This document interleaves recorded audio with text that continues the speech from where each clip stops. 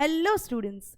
So here's Meenakshi Thakur from Gyandeep Tutorials and you are learning maths with Meenakshi ma'am. So let's move to the part 3 video of substitution method. Substitution method में हमने क्या सीखा था? ये method है छेड़छाड़ वाला method, right? हम क्या कर रहे थे? हमारे पास दो इक्वेशंस दी थी और हम क्या करते थे? दोनों में से कोई एक इक्वेशन के साथ थोड़ी सी छेड़खानी कर रहे थे, राइट? अभी भी हमें बस वही करना है। आप जैसे कि देख सक रहे हैं कि हमारे पास दो इक्वेशंस, राइट? लेकिन ये इक्वेशंस जो हैं वो डेसिमल फॉर्म में दी हैं। कहने का मतलब इक्वेशन में जो टर्म्स हैं वो पॉइंट में है। तो पॉइंट देख के घबराने का नहीं, अरे कोई बड़ी बात नहीं है, ये पॉइंट को तो हम यूं जो है उठा के फेंक देंगे।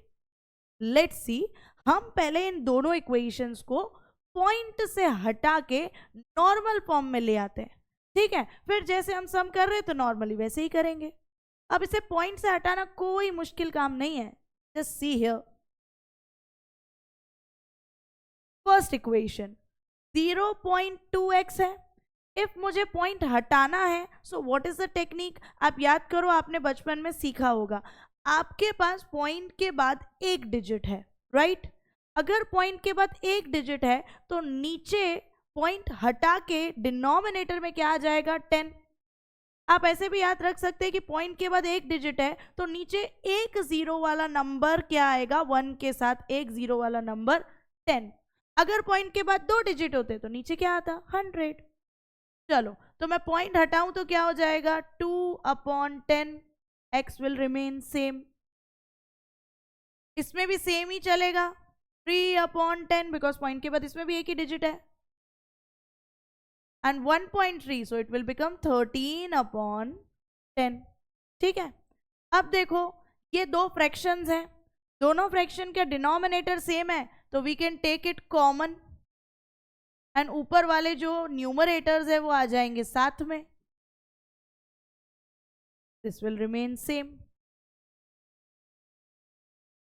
10 जो है वो डिवाइड में है, डिवाइड वाला 10 वहां जाएगा तो क्या हो जाएगा? Multiply. 2x plus 3y is equals to 13/10 into 10।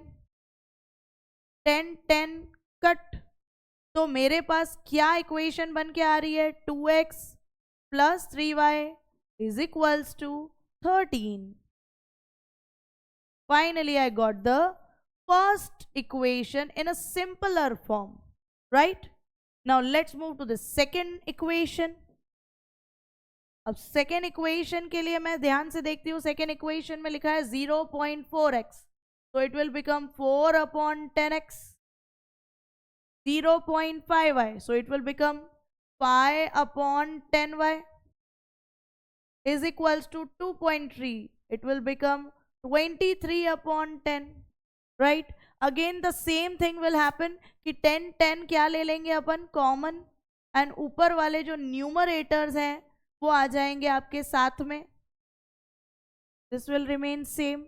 This 10 is in divide, so obviously is equals to के दूसरी साइड जब वो जाएगा तो क्या हो जाएगा? Multiply. Now this 10 and 10 will get cut.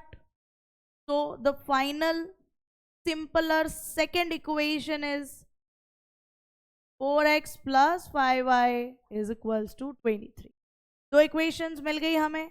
अब जो हमने कल सीखा था, क्या सीखा था भाई? हमने लास्ट वाली जो है पार्ट ऑफ वीडियो में कि हमें क्या करना है, दोनों इक्वेशंस में से कोई भी एक इक्वेशन के साथ करनी है छेड़खानी, ठीक है? अब क्या छेड़खानी करें भाई? हम कौन सी इक्वेशन उठाएं? चलो फर्स्ट इक्वेशन से छेड़खानी करते हैं इस बार, ठीक है?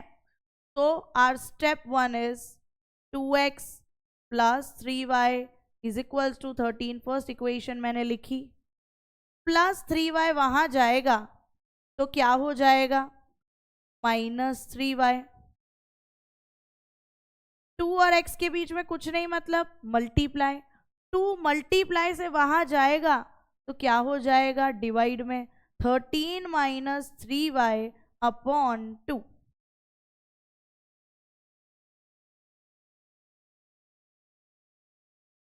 ओके, अब आपके पास x की वैल्यू आ गई है in terms of y due to our छेड़खानी।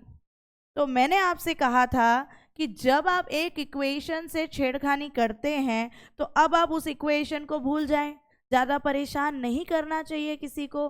तो जिस इक्वेशन से छेड़खानी नहीं की, नाउ टेक दैट इक्वेशन। कौन सी इक्वेशन से छेड़खानी नहीं की थी? सेकेंड वाली से। अब अपन यहां लिख देते हैं second equation, that was 4x plus 5y is equals to 23, right. इस इक्वेशन में हम जो हमने x की वैल्यू निकाली है इन टर्म्स ऑफ y वो प्लॉट कर देते हैं। 4 x की जगह पे हम लिख देंगे 13 minus 3y upon 2 plus 5y will remain same is equals to 23 will remain same. But as I always say statement के मार्क्स होते हैं, सो स्टेटमेंट लिखना मत भूलना।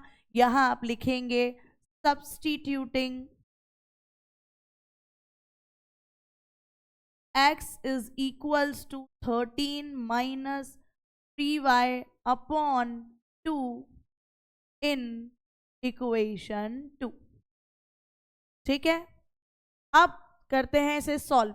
देखो, मैंने आपको पहले भी बोला था लास्ट वीडियो में कि ये न्यूमरेटर और ये न्यूमरेटर एंड डिनोमिनेटर अगर कोई कॉमन टेबल में आए तो हम उन्हें कट कर सकते हैं, बिकॉज 4 मल्टीप्लाई में है ब्रैकेट के साथ।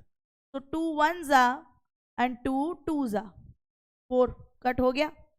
Now 2 into 13 will become 26, 2 into 3y will become 6y. This will remain same and this will also remain same. अब देखो, ये दोनों ही y वाले टर्म्स हैं, लाइक टर्म्स हैं। y वाले टर्म सॉल्व तो कर सकती हूँ, लाइक टर्म्स हैं तो माइनस प्लस माइनस 6y में से 5y जाएगा तो क्या रहेगा? 1y। अब 1y लिखो कि y चलता है, और साइन जो बड़ा नंबर था 6y is the bigger one, so उसके आगे वाली साइन जो है माइनस वही लगेगी। सामने आपका 23 विल रिमेन सेम। अब आप माइनस y ले लो वहां पे, 23 ले लो यहाँ पे, 26 यहीं, 23 वहां पॉजिटिव था, इस साइड आके क्या हो जाएगा? Negative, right. और y जो है यहाँ नेगेटिव था, वहां जाके क्या हो जाएगा? Positive. 26 minus 23 will be 3। So finally you got the value of y, that is 3. y मिल गया, लेकिन अभी भी कहानी पूरी नहीं हुई है, x की वैल्यू हमें निकालनी पड़ेगी। तो x की वैल्यू निकालने के लिए we will use the third part of the equation which we have found, that was this one, x is equals to 13 minus 3y upon 2। मैं बस इसमें y की वैल्यू डाल दूंगी तो x मिल जाएगा, है ना। तो चलो अपन इस इक्वेशन को यहाँ लिख लेते हैं, x is equals to 13 minus 3y upon 2। But value डालने के पहले स्टेटमेंट नहीं भूलना, substituting y is equal to, y की वैल्यू क्या थी आपकी? 3 इन इक्वेशन 3। ठीक है, चलो x is equals to 13 minus 3y की जगह आप क्या लिख देंगे? 3, क्योंकि y की वैल्यू 3 आई थी, और डिवाइड में जो 2 था that will remain same. 13 minus 3 3 जा 9 अपॉन 2, 13 माइनस 9 4 अपॉन 2, 2 1 जा 2 2 जा 4, so it will become the value of x, that is 2। x की वैल्यू क्या मिल गई हमें? 2। y is 3 and x is 2 which we want। I hope you got this sum। see, कभी भी सम को देख के पहले ही मत घबराओ, हमेशा देख लो कि क्या उसको कुछ सिंपलर वे में हम लेके जा सकते हैं, and if it is possible just do that, आगे का सम खुद ब खुद ईजी हो जाएगा। ठीक है, आशा है कि आपको समझ आ रहा होगा अब तक जो मैंने वीडियोस डाले हैं और ये वीडियो भी। और अगर आपको समझ आ रहा है और आप चाहते हैं कि हम आगे ऐसे ही कनेक्टेड रहें और ऐसे और भी बहुत सारे डिफ़िकल्ट सम्स को ईजी बनाते रहें, तो आप इस वीडियो को लाइक कर लीजिए और चैनल को सब्सक्राइब कर लीजिए ताकि ऐसे ही आपको और वीडियोस मिलते रहें।